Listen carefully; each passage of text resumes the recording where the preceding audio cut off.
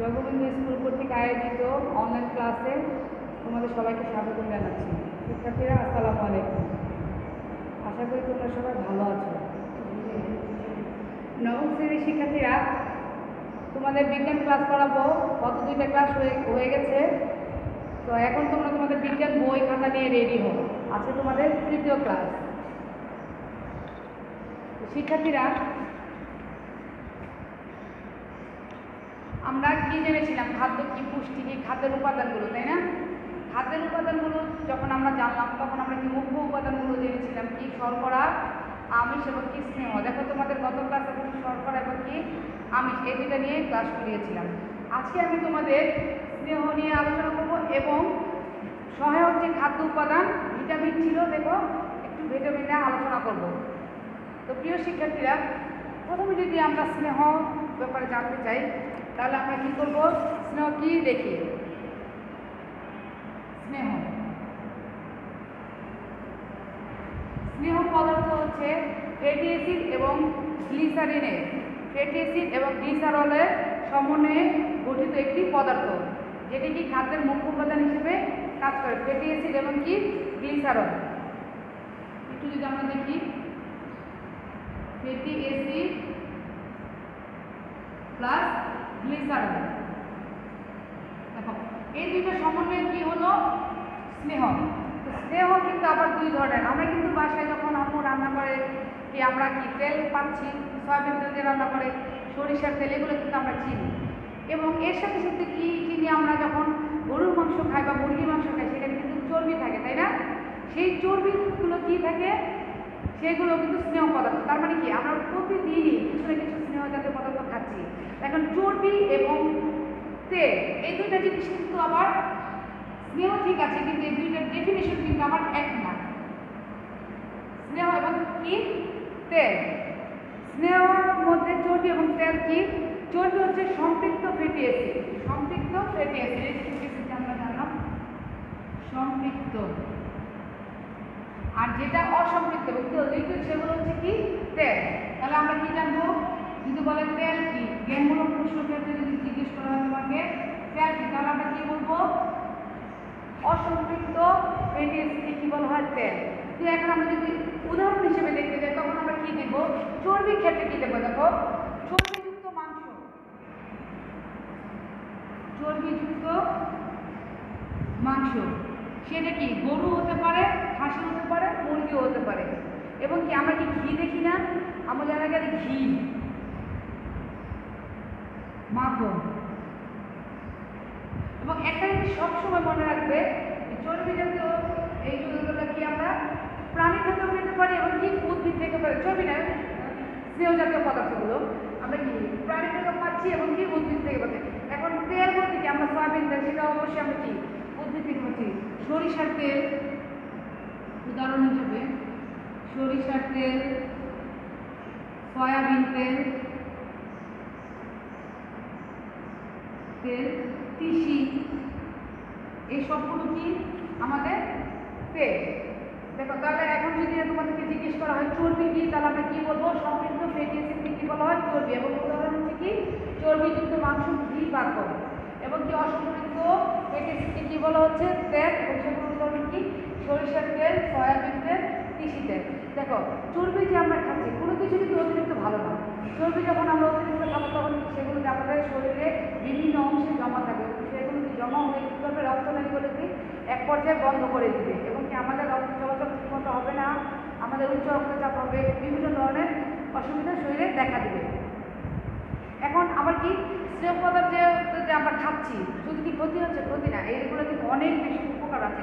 আমরা যদি স্নেহ জাতীয় পদার্থগুলো না খাই, এই মনে করো ঘি, মাখন, মাংস, তেল না খাই, তাহলে কি আমরা কাজ করার জন্য যে শরীরে যে শক্তির ব্যাপারটা সেটা কিন্তু পাবো না। কাজ করার জন্য শক্তি পেতে হলে কি আমাকে চর্বি জাতীয় জিনিস খেতে হবে। এছাড়া কি আমাদের শরীরের মনে করো সৌন্দর্য, প্রত্যেকেই কিন্তু আমরা সৌন্দর্য পিপাসু, তাই না? সেটা ছেলে হোক মেয়ে হোক। তা আমাদেরকে সৌন্দর্য যদি ধরে রাখতে হয় আমাদেরকে কি স্নেহ জাতীয় পদার্থগুলো গ্রহণ করতে হবে। এছাড়া কিছু কিছু ভিটামিন আছে যেগুলো কি স্নেহ জাতীয় পদার্থে কি সম্পৃক্ত হয়, সেগুলো আমাদের কি এ, ডি এবং ই, কে, এই 4টা ভিটামিনকে সম্পৃক্ত করার জন্যই কি আমাদের কী লাগবে, স্নেহ জাতীয় পদার্থ খেতে হবে। তো আজকে আমাদের কী জানা গেল, স্নেহ পদার্থ কী বা স্নেহ কী এবং কী চর্বি, তেল, এগুলো কি, এগুলোর উদাহরণ, স্নেহ পদার্থের কাজ এবং উপকারিতা অপকারিতা সম্পর্কে জানলাম। তোমরা একটু বোর্ডে দেখো এবং কি লিখে নাও। তেল, চর্বি, আশা করি তোমাদের লেখা হয়ে গেছে। আমরা একটু ভিটামিন নিয়ে আলোচনা করি। দেখো এই যে ভিটামিন, ভিটামিন তার একটি নাম আছে, সেটা হচ্ছে কি খাদ্য প্রাণ। এই জিনিসটা তোমরা সবসময় মনে রাখবে, পরীক্ষার সময় যখন আসে ভিটামিনের অপর নাম কি, খাদ্য প্রাণ কথাটা তোমরা কি বলতেই পারো না, লিখবে কি খাদ্য প্রাণ। দেখো খাদ্যর পরে জিনিস আছে প্রাণ, তার মানে কি আমরা যে বিভিন্ন ধরনের খাবার খাচ্ছি, আমিষ, শর্করা, স্নেহ, এগুলো কি নিজে নিজে একা একা কাজ করতে পারে না। এর জন্য কি আমি বলেছি না সহায়ক উপাদান আছে, সেটা কি খাদ্য প্রাণ বা ভিটামিন। এই ভিটামিন বা খাদ্য প্রাণ, ভিটামিন বা খাদ্য প্রাণ। এখন যদি আমরা জানতে চাই বা ভিটামিন বা খাদ্য প্রাণ কি, তোমরা তোমাদের বই খুললে দেখবে বইয়ের 7 নম্বর পেজ কি আছে, খাদ্যে পরিমাণ মতো শর্করা, আমিষ ও স্নেহ পদার্থ থাকার পরেও জীবের স্বাভাবিক বৃদ্ধি ও পুষ্টির জন্য বিশেষ এক ধরনের খাদ্য উপাদান প্রয়োজন। ওই উপাদানকে বলা হয় কি ভিটামিন। ভিটামিন কিন্তু একটা ক্লাসের পরে শেষ করা যাবে না, তারপরে যেহেতু তোমাদেরকে শুরু করেছি, আশা করি তোমাদেরকে কিছুটা হলো দিতে পারবো ভিটামিন। তো ভিটামিন প্রাণীর স্বাভাবিক বৃদ্ধি ও শরীর সুস্থ রাখার অপরিহার্য একটি উপাদান, ঠিক আছে। ভিটামিন, এখন আমরা জানবো ভিটামিন কিন্তু সবচেয়ে মেইনলি ব্যাপার যেটা হচ্ছে ভিটামিন কিন্তু সবই কিন্তু চর্বিতে দ্রবণীয় না, আবার সবই কিন্তু পানিতে দ্রবণীয় না। সেই জন্য আমাদের যদি দেখতে চাই স্নেহ পদার্থে দ্রবণীয় ভিটামিন, স্নেহ পদার্থে দ্রবণীয়, এই জন্য তোমরা সবসময় মনে রাখবে 4টা ভিটামিনের নাম, এ, ডি, ই ও কি কে। দেখো আমি পুরোপুরি ভিটামিন কথাটা লিখলাম না, ভিটামিন এ, ভিটামিন ডি, ই এবং কি কে। তুমি যদি একবার মনে রাখতে চাও তাহলে তুমি কি বলতে পারো, অ্যাডেক। অ্যাডেক কথাটা মানে কি, কারো মন নাম, আমরা অনেক কিছু মনে রাখার জন্য অনেক কিছু করি না, ঠিক সেইভাবে তুমি যদি এবার মনে রাখো যে অ্যাডেক কারো নাম হিসেবে, তাহলে আমি তখন কি জানতে পারবো যে এই 4টা ভিটামিন কি করে স্নেহ পদার্থে দ্রবণীয়, ঠিক আছে। আবার কিছু কিছু ভিটামিন আছে পানিতে দ্রবণীয়, পানিতে দ্রবণীয় ভিটামিন, সেগুলো আবার কি দেখো, সেগুলো হচ্ছে ভিটামিন বি এবং কি ভিটামিন ও ভিটামিন সি। দেখো তাহলে আমাদের কি জানা হলো, ভিটামিন আমরা জানলাম ভিটামিন কি। এখন ভিটামিন কি আবার বিভিন্ন ধরনের, সেই ভিটামিনের মধ্যে কি স্নেহ পদার্থের দ্রবণীয় ভিটামিনগুলো কি এ, ডি, ই এবং কি কে, এবং পানিতে দ্রবণীয় ভিটামিনগুলো হলো কি ভিটামিন বি ও ভিটামিন সি। তো নর্মালি যদি আমরা ভিটামিন এ হিসেবে জানতে চাই ভিটামিন এ কি এবং কীভাবে কাজ করে, দেখো ভিটামিন এ, ভিটামিন এ প্রাণীজ উৎসের মধ্যে ডিম, গরুর দুধ, মাখন, ছানা ইত্যাদি থেকে পাবো। বিশেষ করে কড মাছে প্রচুর পরিমাণ ভিটামিন এ পাওয়া যায়। আবার উদ্ভিজ্জ উৎস থেকে যদি চিন্তা করতে চাও তাহলে কি লাল শাক, কচু শাক, পুঁই শাক ইত্যাদি থেকে আমরা কি ভিটামিন এ পেয়ে থাকি। এছাড়া আম, কলা, কাঁঠাল এগুলোতে প্রচুর পরিমাণে ভিটামিন এ থাকে। এখন এই ভিটামিন এ কে আমাদের প্রচুর পরিমাণে গ্রহণ করতে হবে, কারণ কি দাঁত ও হাড়ের গঠন সঠিক রাখার জন্য, দৃষ্টিশক্তি ঠিক রাখার জন্য এবং দেহের রোগ সংক্রমণ প্রতিরোধ করার জন্য। তো এর অভাবজনিত লক্ষণ, দেখো অভাবজনিত রোগ যেটা তোমাদের অনেক বেশি দরকার, অভাবজনিত রোগ ভিটামিন এ এর অভাবজনিত রোগগুলো যদি আমরা জানতে চাই, তার মধ্যে সবচেয়ে বেশি মানে আমরা যেটা জানি সচরাচর আমাদের যেটা জানা কি চোখে কম দেখা, মানে কি দৃষ্টিশক্তি লোপ পাওয়া। এই দৃষ্টিশক্তি লোপ পাওয়া এগুলো কি রাতকানা, এগুলো কি ভিটামিন এ এর অভাবে হয়ে থাকে। এর মধ্যে তোমাদের বইয়ে যে একটা জিনিস লেখা আছে দেখবে যে জ্যারকথ্যালমিয়া, একটা রোগের নাম লেখা আছে জ্যারকথ্যালমিয়া। এটা তোমাদের অনুধাবনমূলক প্রশ্ন হতে পারে। জ্যারকথ্যালমিয়া বলতে কি বোঝো? তো ভিটামিন এ এর অভাবে কি রাতকানা রোগ হয়। এই রোগ যখন দীর্ঘস্থায়ী হয়ে যায় তখন কি কর্নিয়ায় আলসারের সৃষ্টি হয় এবং এই অবস্থাকে বলা হয় কি জ্যারকথ্যালমিয়া। এবং জ্যারকথ্যালমিয়া হলে কি হয়, অনেকে মানুষ কি অন্ধত্ব বরণ করতে পারে। এই জন্য আমাদের কি প্রচুর পরিমাণে ভিটামিন এ গ্রহণ করতে হবে। আচ্ছা, ভিটামিন এ জানলাম, ভিটামিন এর ফলে কি হয় এবং ভিটামিন এর অভাবজনিত রোগ যারা মেয়ে সম্পর্কে জানলাম, এটা তোমাদের খাতা তোমরা লিখে রাখো। এরপর আমরা জানবো কি ভিটামিন ডি। ভিটামিন ডি মূলত প্রাণীজ উৎস থেকে পাওয়া যায়। এই ভিটামিন ডি এটি মূলত প্রাণীজ উৎস থেকে পাওয়া যায়। ভিটামিন ডি প্রাণীজ উৎস থেকে, যেমন মনে করো ডিমের কুসুম, দুধ, মাখন, এগুলো থেকে আমরা প্রচুর পরিমাণে ভিটামিন ডি পেতে পারি। এছাড়া বাঁধাকপি, যকৃৎ ইত্যাদি থেকে ভিটামিন ডি পাওয়া যায়। ভিটামিন ডি কী করে? আমাদের শরীরে ক্যালসিয়াম শোষণ করতে সাহায্য করে। ভিটামিন ডি এর অভাবে কি হয়? বাচ্চাদের রিকেটস হতে পারে। রিকেটস একটি কি রোগের নাম, তোমরা জেনে রাখবে, রিকেটস। ভিটামিন ডি এর অভাবে রিকেটস হতে পারে। ভিটামিন ডি কী করে? আমাদের রক্তে ভিটামিন ডি দেখো যদি না থাকে, কমে যায়, তাহলে কি হয়? ভ্রূণ, কিডনি, হৃৎপিণ্ড ইত্যাদি প্রচুর পরিমাণ ক্যালসিয়াম জমা হতে পারে। এরপরে আমরা যদি দেখি ভিটামিন ই, দেখো ভিটামিন ই পাওয়া যাবে শুধু প্রাণীজ উৎস থেকে, আবার ভিটামিন ই পাওয়া যাবে শুধু উদ্ভিজ্জ উৎস থেকে। উদ্ভিজ্জ মানে শুধু উদ্ভিদ থেকে আমরা ভিটামিন ই পেয়ে থাকবো।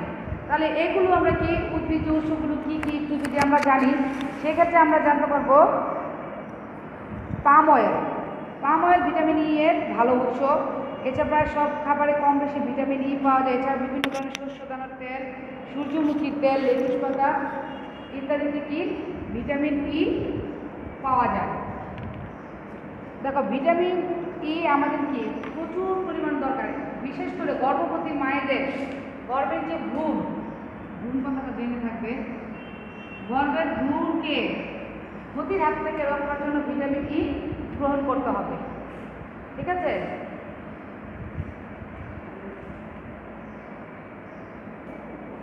ভিটামিন ই সম্পর্কে কি আমাদের জানা হয়ে গেল। এখন আমরা কি দেখবো? দেখো এখন আমরা যদি পানিতে দ্রবণীয় ভিটামিনগুলো সম্পর্কে জানতে চাই, তোমাদের বইয়ে দেখবে আছে পানিতে দ্রবণীয় ভিটামিন কি আছে আমাদের? ভিটামিন বি এবং কি ভিটামিন সি, তাই না? পানিতে দ্রবণীয় ভিটামিন কি? বি ও কি সি। দেখো vitamin B, vitamin B complex, vitamin B complex যখন আমরা জানবো কমপ্লেক্স, তার মানে কি ভিটামিন বি কমপ্লেক্স নামটা কিন্তু আমরা অনেক শুনছি। অনেক সময় ডাক্তারের কাছে গেলে যে আমাদের ভিটামিন বি কমপ্লেক্স খেতে দেয়। এখানে কি জানো? ভিটামিন বি কমপ্লেক্স হচ্ছে 12টি ভিটামিনের সমন্বয় ভিটামিন বি কমপ্লেক্স হতে। এখানে তোমাদের অনেক সময় প্রশ্ন পরীক্ষা আসতে পারে, ভিটামিন বি কমপ্লেক্সে কয় ধরনের ভিটামিন পাওয়া যায়? প্রিয় শিক্ষার্থীরা, তো আমরা কি জানলাম? ভিটামিন বি ও সি কি পানিতে দ্রবণীয় এবং কি ভিটামিন বি কমপ্লেক্স কি 12টি ভিটামিনের সমন্বয়ে গঠিত একটি গুচ্ছ ভিটামিন। তো তোমাদের বই দেখবে ভিটামিন বি কমপ্লেক্সে যে 12টি ভিটামিনের মধ্যে 5টি ভিটামিনের নাম দেওয়া আছে এবং কি দেওয়া আছে দেখবে এদের উৎস এবং কি অভাবজনিত রোগ। তার মধ্যে 1 নম্বর হচ্ছে কি ভিটামিন বি1 বা থায়ামিন, ভিটামিন বি2 বা রাইবোফ্লাভিন, ভিটামিন বি5 বা নিয়াসিন, ভিটামিন বি6 হচ্ছে পিরিডক্সিন এবং কি ভিটামিন বি12 হচ্ছে কি সায়ানোকোবালামিন। তোমরা তোমাদের বইয়ে 9 নম্বর পেজে দেখতে পাবে যে এই ভিটামিনগুলোর উৎস কী এবং কি এদের অভাবজনিত রোগগুলো কী কী। তো আমরা যদি এখন ভিটামিন সি সম্পর্কে জানতে চাই, ভিটামিন সি একটু আমরা দেখি।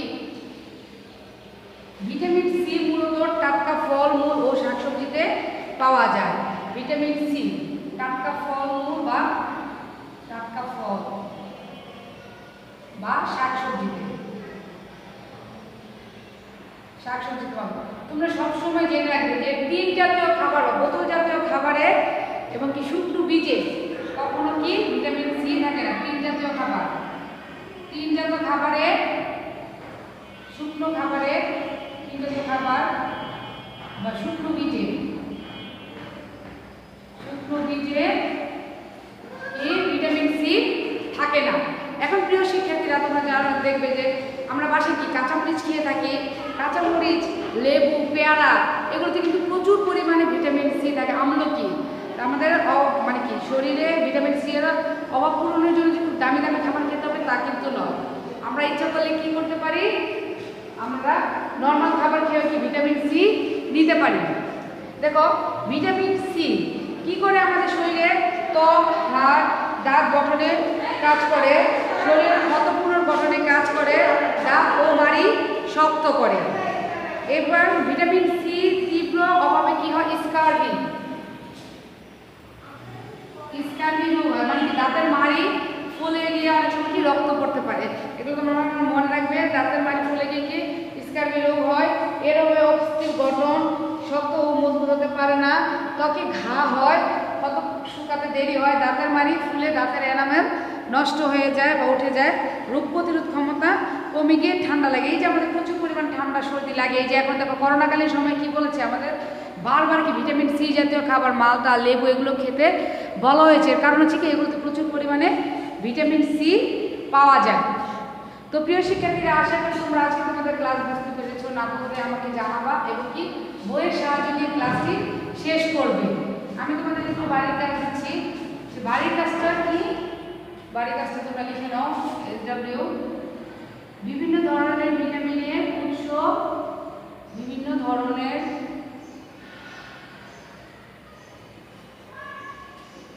ভিটামিনের উৎস, দুইটি করে কাজ এবং অভাবজনিত রোগের নাম লিখবে। অভাবজনিত রোগের নাম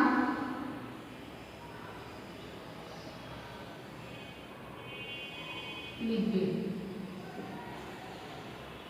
দেখো প্রিয় শিক্ষার্থীরা, তোমাদের হোমওয়ার্কে কি দিলাম? বিভিন্ন ধরনের ভিটামিনের উৎস, দুটি করে কাজ এবং কি অভাবজনিত রোগের নাম লিখবে।